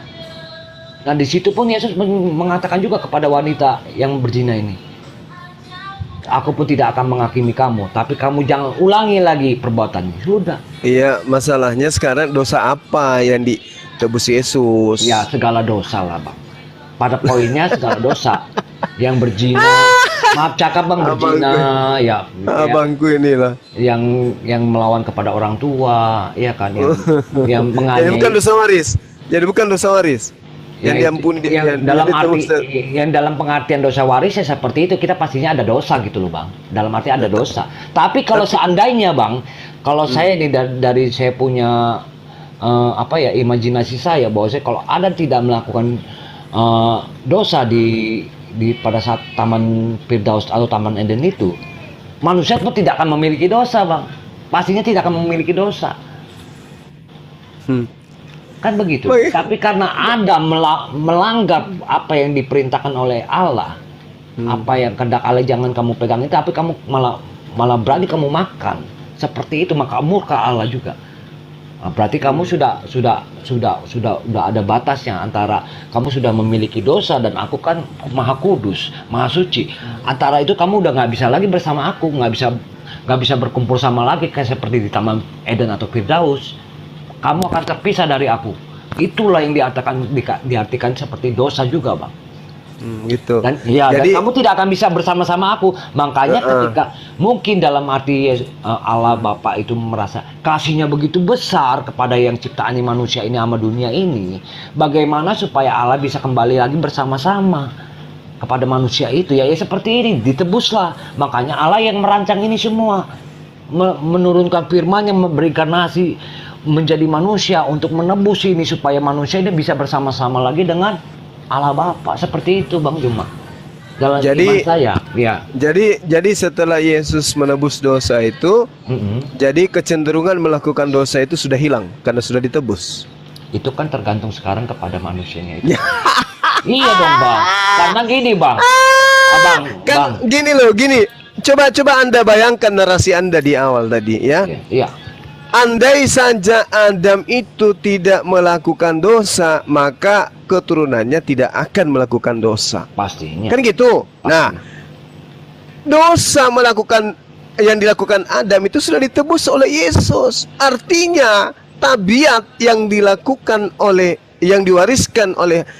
Adam itu sudah tidak ada. Iya, Bang. Karena sudah ditebus. Bagaimana dengan Kristen hari ini? Tapi kan seperti ini Bang, Enggak, saya tanya dulu. Yesus sudah mati di atas tiang salib. Dosa itu sudah ditebus. Manusia sudah didamaikan kembali dengan Tuhan. Setuju. Tapi Setuju, kenapa Bang. Kristen masih bergeliman dosa? Kenapa? Tapi kan manusia kan diberikan pilihan, Bang. Ya, Ya, itu tadi tadi. katanya. Abangku cuma denger lu. Manusia diberikan Gimana pilihan, Bang. ceritanya? Dalam arti pilihan. Loh. Kalau kamu mau memilih yang baik dan benar, silakan Loh. kamu pilih. Tapi kalau Jadi untuk misalnya apa? kamu memilih Katanya yang tidak Yesus. benar, itu akibatnya ada sama kamu sendiri. Ya, kan seperti itu, Bang. Loh, Tinggal kita. tadi katanya Yesus datang untuk menebus dosa itu, sehingga tabiat itu sudah hilang.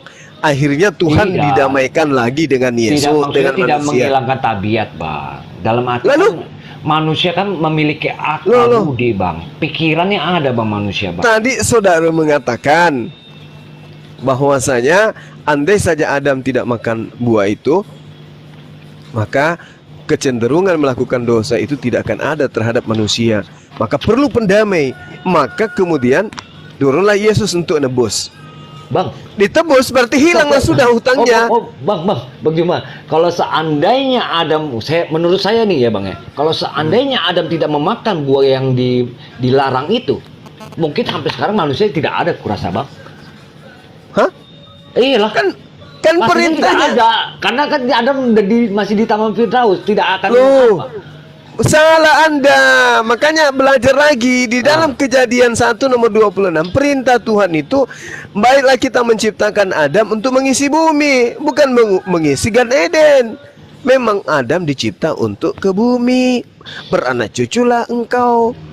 Mungkin Berbanyaklah. sebelum ditaruh di bumi, Adam ini sudah melakukan kesalahan atau dosa. Mungkin saya rasa ya, Bang. Makanya bisa. Adam belum diciptakan. Alam belum diciptakan, baru Iya, mau diciptakan. ketika Adam diciptakan sudah jadi bentuknya kan, Bang, sudah bersama-sama dengan Allah itu kan. Tapi Adam belum ditempatkan di bumi, ini sudah melakukan dosa. Makanya dia sudah antara hubungan Allah dan Adam ini, manusia ini sudah terbatas, ada sekatnya. Karena kekudusan dengan ibarat kata, maaf cakap, dosa itu tidak bisa bersama-sama, tidak bisa bersatu, Bang. Ngapa sih abangku ini? Lucu. Ya. Gimana ceritanya? Tuhan sebelum menciptakan Adam, Tuhan sudah merencanakan dan merancang Adam untuk di bumi beranak cucu, menjadi pemimpin di bumi. Lah kenapa kemudian Anda mengatakan andai saja Adam tidak makan buah, kita tidak ada? Lucu lah. Perintahnya diciptakan memang untuk beranak cucu. Masa nggak ada? Jadi kalau Adam tidak makan buah pengetahuan, ya oke, saya terima lah. kalau Adam tidak makan Asumsi buah Abang saya terima. pengetahuan, ku asumsi pula Kejadian 1 nomor 26 itu bukan asumsi, Iya, itu kejadian. data. Oke, saya terima itu. Ya pastinya kan Adam kan kalau memang tidak memiliki dosa, tidak melanggar perintah Allah itu, pastinya ya nggak mungkin ada penebusan. Untuk apa? Karena memang pastinya kan apa. Tapi tetap seperti apapun, Bang. Kalau menurut saya, makanya kan orang tua bilang rambut sama hitam, tapi pemikiran itu berbeda-beda, Bang. Nggak ada yang sama semua, Bang. Jadi kita harus akui itu, Bang. Ya kenapa Anda tidak berkesuaian Abang dengan harus data? yakin, Bang. Abang Kenapa nggak ikuti dalil yang ada di dalam kitab yang Anda pegang? Kenapa? Maksudnya mengikuti dalil seperti apa, Bang? Ya kan Tuhan sebelum menciptakan Adam, baiklah kita menciptakan Adam untuk mengisi bumi, menjadi pemimpin yang memerintah, yang berkuasa atas ikan-ikan dan seterusnya. Bagaimana Adam bisa berkuasa terhadap makhluk-makhluk tersebut kalau dia tidak tahu baik dan buruk? Oh, kalau itu saya nggak sampai ke situ, Bang. Belum sampai ke situ, Bang. Iya. Nah, itu dia Saya belum masalahnya. sampai ke situ, Bang. Gimana ini teman-teman? Saya ini hanya jemaat Ahisugi, biasa, gimana Bang. ini? Saya bukan ahli teologi, Bang Juma, ataupun ahli agama. Saya hanya jemaat yang memiliki dasar iman yang kuat, Bang Juma. Itu doang saya. Saya nggak ahli teologi atau ahli agama, tidak. Ini saya akui kepada Bang Juma. Saya hanya seorang jemaat biasa yang memiliki dasar iman yang kuat, itu doang, Bang. Tidak kurang. Oke, baik. Begini, saudara. Jadi kalaupun abang mau giring saya ke teologi Enggak. itu saya nggak akan bisa mampu Oke. gitu. Oke, baik. Coba Anda jawab dulu. Apakah Adam sebelum makan buah pengetahuan baik dan jahat itu sudah tahu baik dan jahat?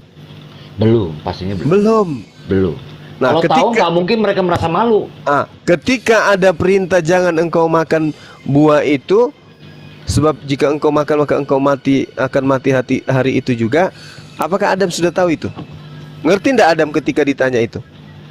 Ya pastinya ngerti lah, Bang. Lah berarti dia sudah tahu baik dan buruk dong. Mana yang benar? Enggak, dalam arti dalam perintah itu sudah mengetahui, Bang. Tapi karena ketika Adam menerima buah dari si Hawa ini, kan si Adam tidak mengetahui bahwa asal muasal buah itu dari mana. Yang penting diberikan kepada si Hawa ini, dia ada makan. Kan seperti itu, Bang. Saya ulang. Apakah Adam sebelum makan buah pengetahuan baik dan jahat sudah tahu baik dan jahat, kebaikan, baik dan jahat itu? Ya pastinya udah mengerti larangan lah, udah tahu lah. Belum. Sudah tahu lah. Kan belum ada aturan, Bro. Belum mengerti dia, belum tahu baik dan buruk dia. Sama seperti anak kecil Anda kasih aturan, ya sama aja, mau jutaan aturan Anda kasih, dia akan tetap langgar. Kenapa dia nggak paham baik dan buruk? Adam ketika diperintahkan, jangan engkau makan buah baik dan buruk, sebab di mana hari engkau makan, engkau akan mati hari itu juga. Loh, Adam nggak tahu apa-apa, belum tahu baik dan buruk, ya makanlah. Kok dihukum orang yang tidak tahu aturan? Kok dihukum? Sama anak kecil, jangan engkau minum ini, karena ini tidak baik untuk kesehatanmu. Anak kecil mana tahu yang kayak gitu-gitu, nggak ngerti dia, karena dia tidak paham bahasa itu, dia minum, masa dihukum? Tidak bisa bilang begitu juga, Bang. Adam sudah tahu baik dan buruk sebelum makan buah ini atau belum? Maaf ya, Bang. Aku bukannya aku nggak banyak kawan-kawan muslimku, banyak, Bang. Aku bisa melihat kenapa ketika kawan muslimku bapaknya itu memukul anaknya karena nggak mau ngaji, disabet pakai rotan, Bang, karena nggak mau ngaji. Jadi seperti apa itu? Itu nggak ada urusannya ke sana. Enggak, maksudnya ini perumpamaan, Bang. Berarti kan Allah itu karena kamu sudah dikasih tahu, tapi kamu masih ngeyel, bandel. Kan lucu kalau ada orang dikasih tahu sesuatu di mana orang itu belum berfungsi akalnya, lalu kemudian melakukan pelanggaran, lalu dihukum. Yang konyol siapa? Adam kan belum berfungsi akalnya waktu itu, belum tahu baik dan buruk. Sebenarnya sudah kalau kalau sudah, Bang, kenapa dia tidak sadar kalau dia dalam keadaan telanjang? Coba. Ya itu tadi pada saat si Hawa ini, saya tanya dulu, kalau Adam sudah tahu, sudah paham tentang kebenaran dan ketidakbenaran, kenapa Adam dalam keadaan telanjang tapi dia tidak sadar? Kok tidak sadar? Nanti dia makan kok masing-masing bersembunyi, malu. Itu setelah dia makan buah. Ya. Bukan auratnya terbuka. Anda keliru. Adam itu dalam keadaan telanjang. Begitu makan buah ilmu pengetahuan baik dan buruk, baru sadar kalau dirinya telanjang. Iya, mengetahui, makanya dia bersembunyi gitu loh.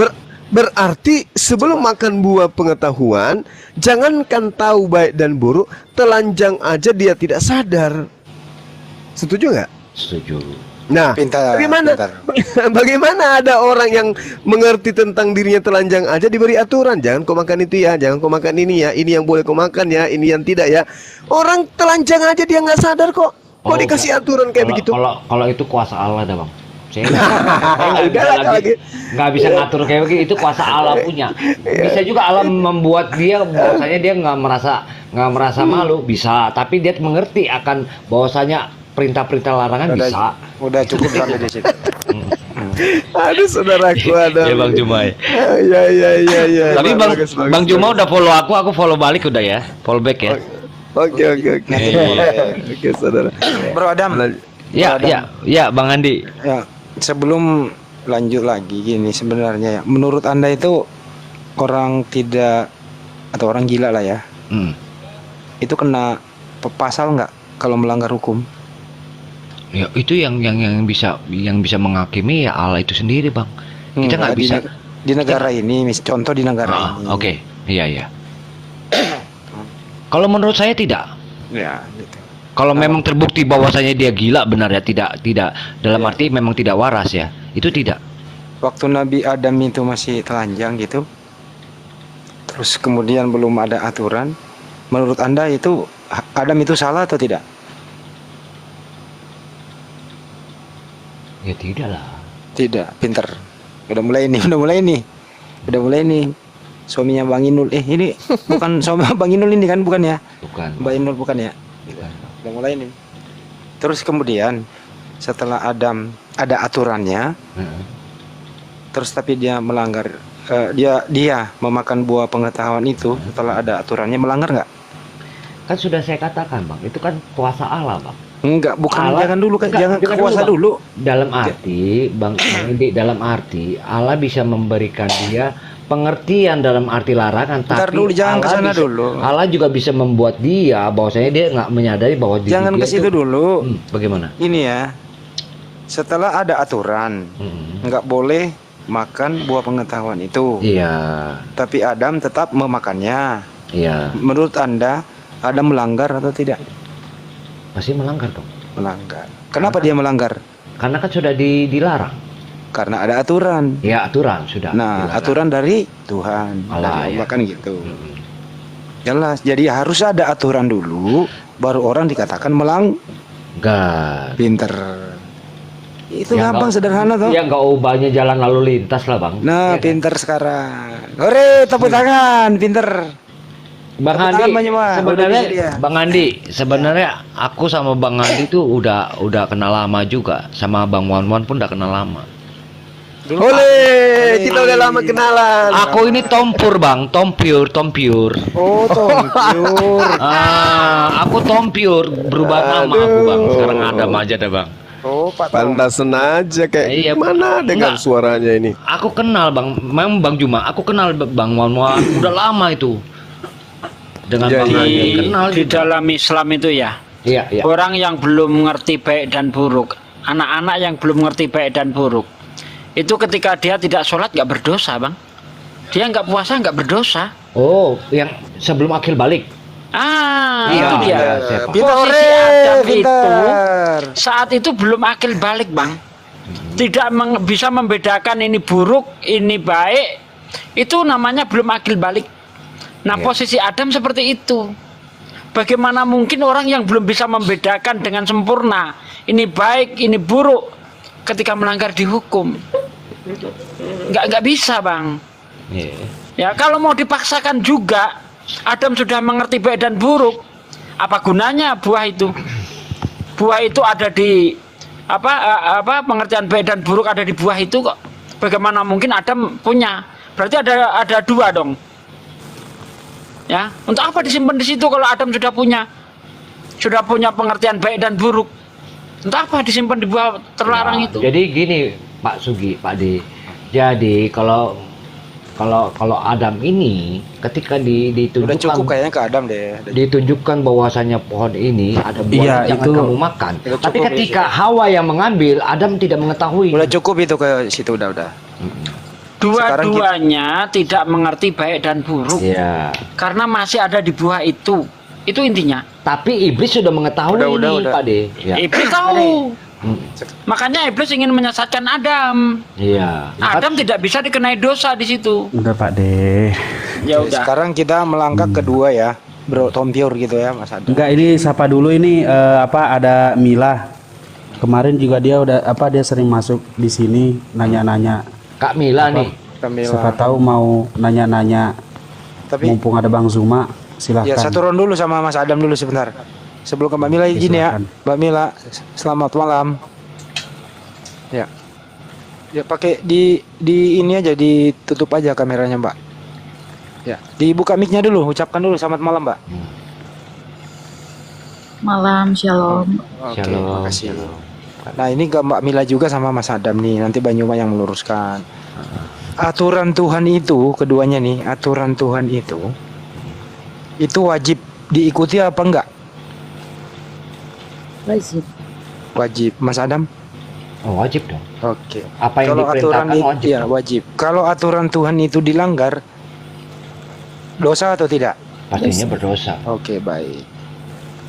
Sekarang ada enggak aturan Tuhan itu bahwa menyembah Tuhan satu-satunya saja Tuhan? Ada enggak?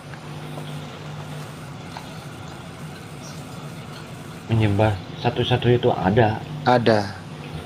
Nah, kalau Tuhan memerintahkan hanya dirinya yang disembah, terus ada orang lain membuat Tuhan yang lain tidak terus ada sembahan lain. Ini Bang dosa Andi, atau saya, tidak? Bang Andi, saya tahu ujungnya nih Bang Andi. Ya. Tahu ujungnya. Terus ya, udah, ya terus Bang. Iya, iya.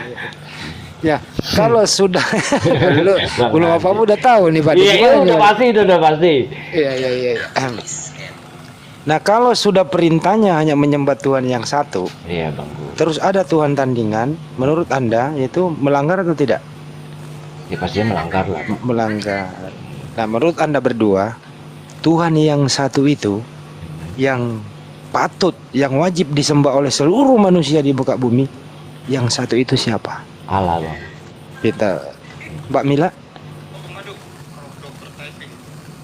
Mbak Mila. Mbak Mila mengikuti ini. Mbak Mila no komen ya. Oke. Kalau Tuhan yang satu itu, Mas Adam ya, ingin memberikan perintah kepada makhluknya di muka bumi, apakah Tuhan itu yang turun langsung bergaul dengan makhluknya atau dia mengutus utusan? Ya kalau dikatakan bahwasanya yang berinkarnasi itu adalah firman Allah, berarti Ya, itu lu Allah itu, berarti itu Allah itu sendiri Bang. Jangan muter dulu. Enggak, dalam arti yang ya itu tadi yang berinkarnasi, yang turun dari surga berinkarnasi menjadi manusia itu dari firman Jangan ke Allah. Yesus dulu, khusus ke sebelum Yesus deh, ke Nabi Musa dulu. Nabi Musa. Di kaum Nabi Musa, Heeh. supaya kaumnya Nabi Musa ini tidak menyembah Tuhan selain yang benar gitu ya, Sang ya. Pencipta. Ya. Bagaimana caranya Sang Pencipta ini memberikan aturan kepada makhluknya di muka bumi? Pastinya ada peraturan. Ya, bagaimana cara menurunkan aturan itu ke bumi? Yaitu 10 perjanjian itu kan sudah ada. Ya, diberikan 10 oleh- perintah Ten Commandment ya. itu, Mm-mm. ya, bagaimana caranya dari surga turun ke bumi supaya manusia mengikuti 10 perintah Tuhan itu? Ya disampaikan oleh Musa. Oke, artinya Tuhan tidak perlu turun ketemu Nabi Musa, Betul. berjalan-jalan hidup serumah Betul. dengan Musa. Betul. Artinya dia cukup memberi legitimasi Iya. kepada Nabi Musa sebagai utusan Ya, Tuhan. otoritas, betul. Oke. Nabi Tapi Musa dengan menerima wahyu kenyataannya, itu. Bang Hedi, Sebentar, menerima wahyu itu dari Tuhan, Nabi Musa mengajarkan kepada kaum Bani Israel. pinter. Nah, tapi Masa pada ti- kenyataannya Bang Hedi, Ah, ah. pada kenyataannya tidak diharapkan yang seperti yang diharapkan gitu loh. Kenapa Bahkan lagi? mereka malah membuat lagi patung anak lembu untuk disembah. Seperti itu Bang. Manusia itu kan diberi kebebasan, bro. Ada yang menerima, ada yang enggak. Iya, Gitu. itu tadi betul. Ada ya. surga dan ada neraka. Betul Kita itu. fokuskan dulu kepada kaumnya Nabi Musa. Belum outputnya terima apa enggaknya nih. Ini masih proses bagaimana manusia di muka bumi ini menerima perintah itu melalui sesuai prosedur yang ada kan gitu. Iya. Kita deal di sini. Artinya harus ada utusan. Nggak perlu Tuhan turun di zaman Nabi Musa untuk bergaul sesama manusia kan. Nggak Iya. perlu juga. Nah, sesudah Nabi Musa selesai tugasnya, kemudian ada Yesua Amasia. Betul? Sekarang pertanyaannya nih, apakah tugasnya Nabi Musa dengan tugasnya Yesua Amasia sama atau beda? Yesus Masia itu ya Yesus Kristus Bang. Iya. Tugasnya sama Nabi Musa apa beda? Beda dong Bang. Apa bedanya, bro? Beda karena pada saat zamannya Nabi Musa itu manusia itu masih tetap ngeyel gitu Bang. Dikasih tahu bahwa sembahlah Allah satu ini, maksudnya Allah yang satu ini. Tapi manusia ini tidak, malah membuat patung dewa-dewa yang disembah oleh sesembahan orang itu sendiri gitu Bang. Gitu loh. Nggak jadi, bro. Tugasnya Nabi Musa kan seorang rasul, Betul. menyampaikan firman Tuhan yang Betul. diterima dari Tuhannya. Tapi tidak didengar dan tidak didengar Itu oleh outputnya nanti dulu. Ini baru tugas. Belum kita lihat berhasil atau tidak. Iya. Kita nggak membicarakan di situ. Betul. Sekarang tugasnya Yesus Amasia setelah Nabi Musa ini sama atau tidak? Pastinya berbeda Bang.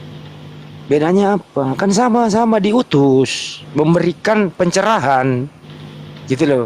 Ini outputnya belum kita omongin nih, terima apa enggak nih, gitu loh. Belum. Sudah bang. Sama apa beda? Sudah bang. Sama. Enggak, saya bilang beda bang. Bedanya apa? Bedanya, kalau Musa dari dunia, kalau Yesus Kristus dari surga, beda bang, nggak sama. Asalnya itu memang dari sumbernya aja udah berbeda bang. Ini bukan berbicara asal. Semua manusia berasal dari ciptaan Tuhan, kehendak Tuhan. Itu ada seadanya. Makanya perbedaan inilah yang saya bilang, saya katakan bahwasanya kalau Nabi Musa itu berasal dari dunia, sedangkan Yesus Kristus memang dari Allah Bapa. Oke, kita tidak membahas dia asalnya dari mana dulu. Kita nggak membahas dia punya ibu punya bapak. Yang jelas dia ada di muka bumi ini, tugasnya sama apa enggak? Tugasnya sama. Sama, Peter. Kalau tugasnya sama, apa bedanya? Ya, Nabi Musa, Daud, dan Yesua Amasia, tugasnya sama atau berbeda semua ini? Ya, kalau tugasnya sama lah, menyampaikan firman Allah. Menyampaikan firman. Iya. Nah, sebelum dia menyampaikan firman, apakah dia menerima firman? Pastinya menerima bang. Menerima. Nah, kalau ada yang menerima firman, Bang Edi kayak guru agama jadi.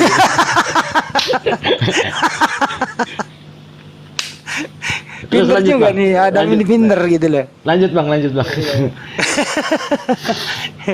Dulu ya memang aku guru bang. Begini kalau saya ngajar anak, kalau ngajar anak saya bang. paham bang, saya paham. Kalau Ujung-ujungnya saya pun udah bisa membaca nih bakal kemana nih ujungnya nih. Ke utara apa ke selatan nih?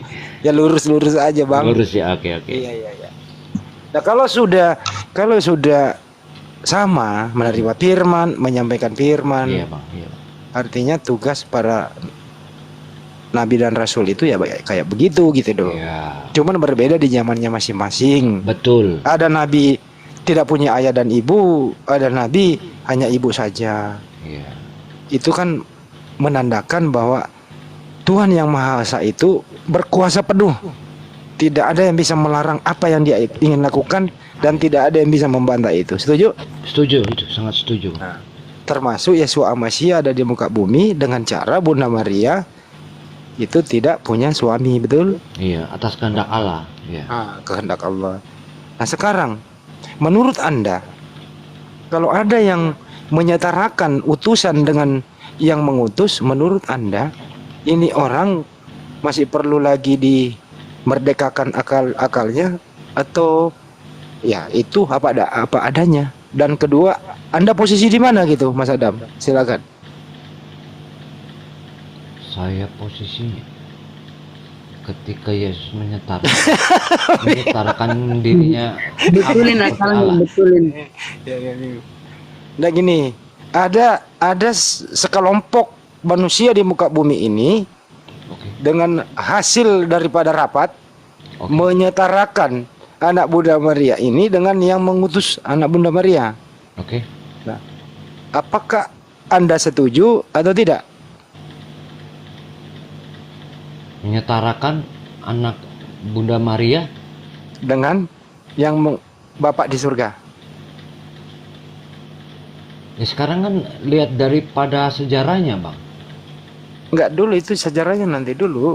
Apa yang dilakukan oleh Yesus Kristus kan bisa. Jadi kalau ada papan tulis enak nih. Gini bro, tadi kan kita udah setuju nih. Iya. Yesus setuju. itu kan diberi firman sama dengan tugasnya Nabi Musa.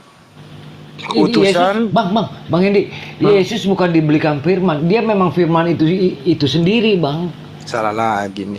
Panjang lagi dong, lu enggak. Tadi memang, udah setuju menerima firman. Maksud saya firman itu sendiri, firman Allah itu sendiri yang langsung. Jadi nggak perlu lagi diberikan firman, karena memang firman Allah itu memang udah bersama dia datang gitu. Bro.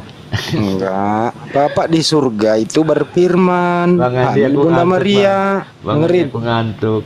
Bapak di surga itu berfirman, lahir Bunda Maria, mengandung Bunda Maria, lahir Yesus. Ya, setelah Yesus dewasa, itu menerima firman. Yohanes 17:8. Segala firman telah aku terima, menerima firman.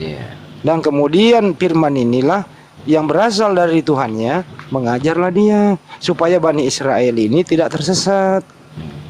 Nah, Kalau seorang penerima firman mengajar dia seorang rasul, utusan Tuhan, kalau ada yang menyatarakan, yang memberi firman dan mengajar firman ini, Anda setuju atau tidak?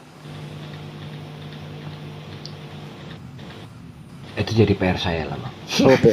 Masya Allah. Nggak apa-apa, biarkan dia berpikir. Oh, Masya luar Allah. biasa. Ya. Luar biasa. Oke, Jangan Bang paksa Andi. anak orang. Bagus ini Pak Tompion dari dulu orangnya gitu. Kalau dia masih gak ragu-ragu Tapi itu, kadang gini loh, Bang. gimana, Bang? Hendy. Kadang kalau aku udah ngelihat saudara Muslim ini udah menghujat, kadangnya saya pun jadinya gimana gitu. enggak. Siapa yang menghujat, Bro? Enggak, Kami nggak kadang mau kayak gitu. ada juga ya seperti maaf cakap, ya gimana lah. Mungkin kebablasan bicara Ya, biasa. betul. Lost control gitu. Jadi, kepingin Tapi jangan Anda logging ke manapun dan Anda tidak akan bisa berapa-apa kalau Anda melihat personal. Iya. Untuk itu Anda harus belajar kitabnya, Iya. ajarannya. Pastinya Gitu. ya. Kalau Anda mau memeluk Islam, Anda melihat Muslimnya itu, Anda nggak pernah akan memeluk Islam. Begitu juga kan Kristen, sama aja, Bro. Iya. Jadi pertanyaan saya tadi itu ya mohon diresapi lah. Iya. Semoga Anda bisa memilih. Karena ini terstruktur loh, tadi Anda mengiyakan, masuk akal. Kan gitu ya. Nah, ini logis-logis saja. Thank you, brother ya. Thank you, Bang Hendy. Oke. Oke, Kenapa baik. ini Pak Ardiansa kayaknya pengen ngomong tadi, Pak Ardiansa. Dulu, Enggak, saya yang heran Apa tuh, Bang? di Bang Adam. Iya. Saya yang heran itu Bang Adam bilang bahwasanya Yesus itu firman itu sendiri, betul ya? Ya, firman Allah itu sendiri. Itu Bang. yang saya bingung gitu loh. Di ayat Yohanes 17 ayat 8 itu gimana itu? Sebab segala firman tuh Yesus ya? Iya. Berarti sebab segala Yesus gitu. Yang telah Yesus sampaikan kepada Yesus, telah Yesus sampaikan kepada Tidak mereka seperti gitu. itu konteksnya, Bang. Oh, tidak. Tidak seperti itu konteksnya, Bang. Gimana? Gimana? Berarti Bahwasanya firman itu balikan siapa? firman yang Bentar. berinkarnasi. Bang Yuma, Lagi ngopi kayaknya sih. enggak, Bang Yuma masih ada. Ada. Bang Yuma kemana? Bahwasanya Ini saya mau firman. laporin nih hasil penyelidikan saya nih. Biar Jangan dulu, Bang Hendy. Bahwasanya firman yang berinkarnasi menjadi manusia itu membawa kemuliaan Allah. Nah, itu, Bang. Iya. Kemuliaan Yang- Allah lah yang Yohanes- dibawa oleh firman ini berinkarnasi menjadi manusia. Yang disampaikan Bang Handi tadi udah bener gitu loh. Jadi Iya, coba iya. kita cek dulu. Kalau memang firman itu adalah Yesus, berarti yang di Yohanes 17 ayat 8 tuh gimana? Sebab segala Yesus gitu. Itu tertulisnya udah gitu. tadi saya udah login di situ tadi, udah Login. ngerti dia. Jangan dipaksa, Jadi- jangan mikir dulu. Udah dipaksa. Jangan Nanti error. Di error. Lanjut namanya. lanjut teman-teman. biar dipikirin pelan-pelan. Gurunda Zuma, monitor. Oke, Mila, ada yang mau ditanyakan? Setelah kemarin gabung selama 4 jam di Komal, tanya jawab. Ada yang mau ditanyakan sekarang? Silakan. Nggak ada, Kak. Hah? Nggak ada. Nggak ada. Lagi Terus lu pergi- ngapain? By the way, Bang Ar, Bang Hendy, Bang Pak Sugi, Pak De, Bang Ardi, Oke. Bunda, Bang Siap. Juma, aku pamit ya. Mohon maaf bila mana aku ada kesalahan dalam kata-kata ya, mohon diampuni lah. Entar dulu Bang, lu nggak ada salah. Sebenarnya Aku itu, belum ngomong ya. ya, Ngebut turun lu- ya, Bang. Lu nggak ada salah. Sudah ngantuk, Bunda. Lu nggak ada yang salah. Tapi lu belum sanggup membenahi sesuatu itu. Jadi lu jangan menganggap diri lu salah. Tapi suatu saat nanti kamu akan menyesali bahwa selama ini lu salah. Tapi hari ini lu belum salah. Karena apa? Aturan itu belum berlaku buat lu. Gitu Kalau ya. aturan itu kena di hati lu baru mengaku salah. Siap. Oke? Siap Bang Hendy. Maksudnya dalam arti ya, dalam perkataan saya dalam Komal sini kan, saya berkata-kata Ya, ini. no problem. Mana tahu ada menyinggung perasaan ya, saya mohon maaf, mohon diampuni aja begitu Bang. Ya kan. Walau seperti apapun kita berbeda pemahaman, tetap kita saudara Bang. Itu yang harus kita camkan. Tetap kita saudara, seperti apapun. sebangsa Karena seperti ini satu contoh bang, kita nggak tahu dilahirkan di mana bang. Ternyata kita dilahirkan di pihak Kristen ataupun bang Hendy di pihak di kaum Muslim, kan seperti itu. Kita nggak bisa memilih. Oh saya harus ke Muslim, oh saya harus ke Buddha, oh saya harus tidak bang. Itu makanya rahasia ilahi, rahasia Allah itu makanya kita nggak bisa untuk menolak. Kita harus menerima gitu bang. Ini dibawa nih, kenapa sih saya disuruh stop bicara? Kalau saya stop bicara diam semua loh. Lu mau dengerin apa coba? Nggak rame jadinya ya bang ya. Tapi ya sudahlah, itu skip aja yang seperti itu, skip aja, jangan terlalu di apain bang. Aku coba stop bicara dulu ya. Aku stop bicara coba. Yang lain lanjut coba. Jadi begitu bang ya. Mohon maaf sebelumnya saya ucapkan dulu ya bang ya. Jadi saya mohon pamit nih bang.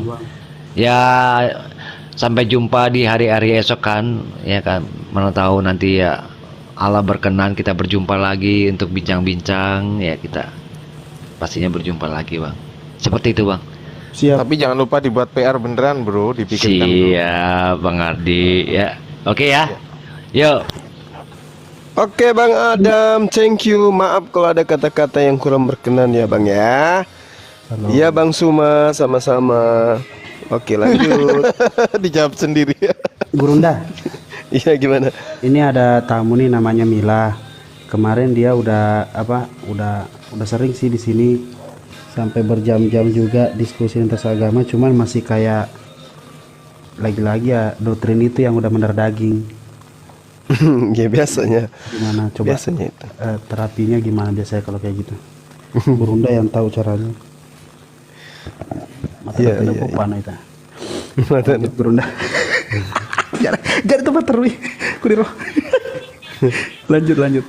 Ya, semangat subuh Mbak Mila, Carmila.